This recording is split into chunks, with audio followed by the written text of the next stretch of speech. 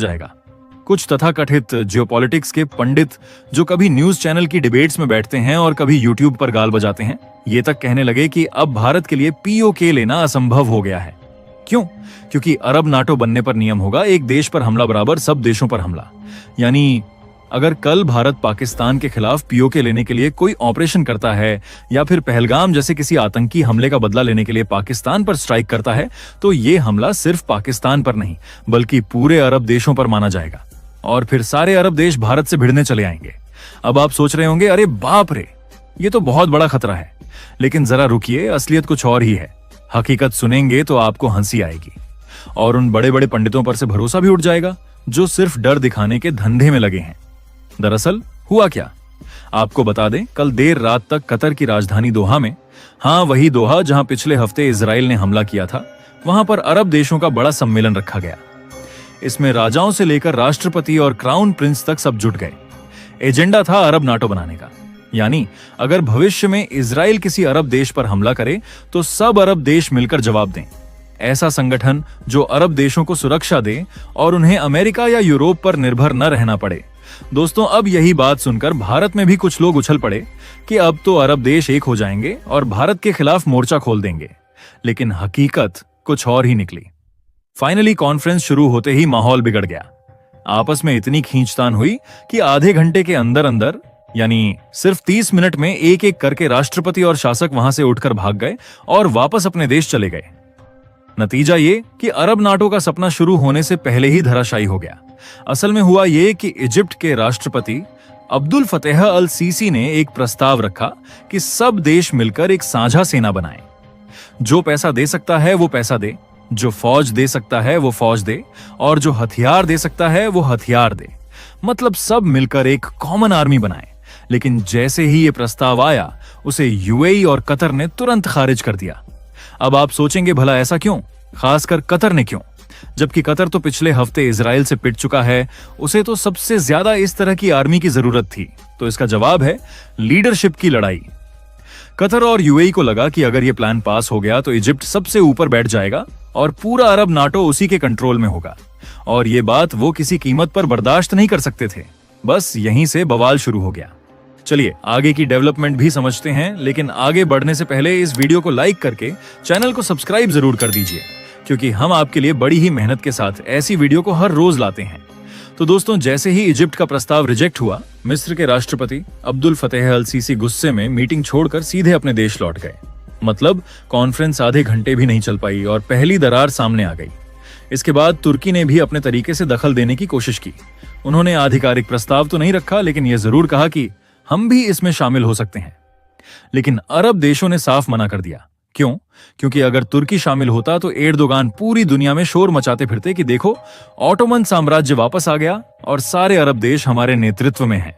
और ये बात किसी भी अरब देश को मंजूर नहीं थी, इसलिए तुर्की को भी मीटिंग से साइड कर दिया गया।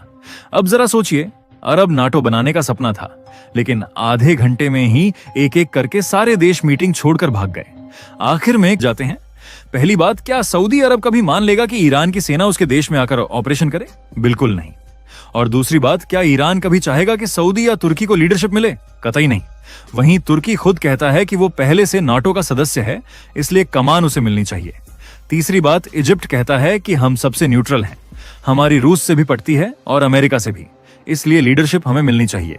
अब आप ही सोचिए, इतने सारे ईगो क्लैश और इतने बड़े लीडरशिप कॉन्फ्लिक्ट्स के बीच कोई अरब नाटो बन ही नहीं सकता। यही वजह है कि जब भी अरब नाटो की बात होती है तो बाहर से सुनने में ये बहुत बड़ा और डरावना लगता है, लेकिन असलियत में जमीन पर इसे उतारना लगभग नामुमकिन है। और यहाँ पर एक और मजेदार पहलू है, चाहे वो अमेरिका हो, रूस हो, चीन हो या यूरोप, कोई भी अरब नाटो बनते देखना नहीं चाहता, क्योंकि अगर ऐसा हुआ तो सबकी अपनी अपनी पकड़ इस इलाके पर कमजोर हो जाएगी। आप मान लीजिए, अमेरिका के इतने सारे मिलिट्री बेसेस अरब दुनिया में फैले हैं। Qatar, Saudi, Kuwait, Iraq, Oman, हर जगह अमेरिका की फौजी मौजूदगी है। अगर अरब नाटो बन गया तो अमेरिका को वहां से निकलना पड़ेगा, इसलिए अमेरिका खुद कभी नहीं चाहेगा कि ऐसा संगठन हकीकत बने। तो दोस्तों, अब समझिए कि अगर वाकई अरब नाटो बन भी गया तो उसका सबसे बड़ा नुकसान किसे होगा? अमेरिका को, क्योंकि आज की तारीख में अमेरिका के पास अरब दुनिया में हर जगह मिलिट्री बेसेस हैं, जैसे कतर में अल उदीद एयरबेस कुवैत, सऊदी अरब, ओमान, इराक, हर जगह उसका दबदबा कायम है। यानी गल्फ की पूरी सुरक्षा अमेरिका की छतरी तले चलती है। अगर अरब नाटो बन गया तो फिर अमेरिका की क्या जरूरत रह जाएगी। अमेरिका को वहां से अपना बोरिया बिस्तर समेटना पड़ेगा और यह अमेरिका की सबसे बड़ी हार होगी। इसीलिए कह दिया जाए तो गलत नहीं होगा, अरब नाटो सिर्फ कागज पर है, जमीन पर होना इनके लिए नामुमकिन है। अब आते हैं पाकिस्तान और सऊदी अरब वाले एग्रीमेंट पर। इसको लेकर भारतीय मीडिया ने जो माहौल बनाया वो सच से बहुत अलग है। अब प्रश्न बनता है, आखिर हुआ क्या? तो आपको बता दे, हुआ यह है कि सऊदी ने पाकिस्तान से समझौता किया कि पाकिस्तान उसकी सुरक्षा करेगा और बदले में सऊदी भी पाकिस्तान की सुरक्षा करेगा। अब मीडिया ने इसे इस तरह पेश किया जैसे पूरा अरब पाकिस्तान के साथ खड़ा हो गया है और भारत का खेल खत्म। लेकिन असलियत ये सब सिर्फ ऑप्टिक्स है। हकीकत में पाकिस्तान आज की तारीख में भाड़े का सिपाही बन चुका है सऊदी अरब का। अब आप जरा सोचिए कि भारत जैसी बड़ी हुआ है, सऊदी 2 बार साफ कह चुका है कि भारत के साथ हमारे बहुत मजबूत रिश्ते हैं और आगे और मजबूत होंगे। यानी पाकिस्तान के साथ ये डील केवल फेस सेविंग है। पाकिस्तान अपने लोगों को दिखाना चाहता था कि हमने सऊदी के लिए भाड़े के सैनिक नहीं भेजे, बल्कि ये एक म्यूचुअल सुरक्षा समझौता है। असल में पाकिस्तान बस किराए का सैनिक है, इससे ज्यादा कुछ भी नहीं। अब आखिरी और सबसे जरूरी बात, कुछ तथाकथित जो पॉलिटिकल एक्सपर्ट्स आपको ये डर दिखा रहे हैं कि भारत की हार पर हार हो रही है और भारत एशिया से बाहर हो रहा है। क्या भारत का कोई रोल ही नहीं बचा? लेकिन दोस्तों, हकीकत इसके बिल्कुल उल्टी है। भारत आज एक राइजिंग पावर है और भारत की इकोनॉमी लगातार बढ़ रही है और आने वाले सालों में टॉप 3 में होगी। अरब देश खुद भारत से रिश्ते और मजबूत करने की कोशिश कर रहे हैं, चाहे वो यूएई हो, सऊदी हो या कतर। इसलिए ये जो डर का माहौल बनाया जाता है कि अरब नाटो बन जाएगा और भारत अकेला पड़ जाएगा, असल में ये सब फर्जी नैरेटिव, मनगढ़ंत कहानी है। इससे साफ है, अरब नाटो का सपना कागज पर तो अच्छा लगता है, लेकिन जमीन पर यह मुश्किल ही नहीं, लगभग नामुमकिन है।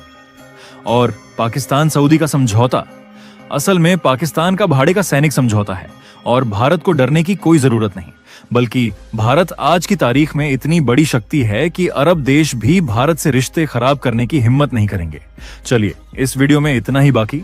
अगर आप जियोपॉलिटिकल अपडेट्स और डिफेंस स्ट्रैटेजीज के बारे में और जानना चाहते हैं तो हमारे चैनल को सब्सक्राइब करना ना भूलें और अपनी राय कमेंट में बताने के साथ साथ वीडियो को लाइक करके मित्रों तक भी शेयर जरूर करें। जय श्री राम।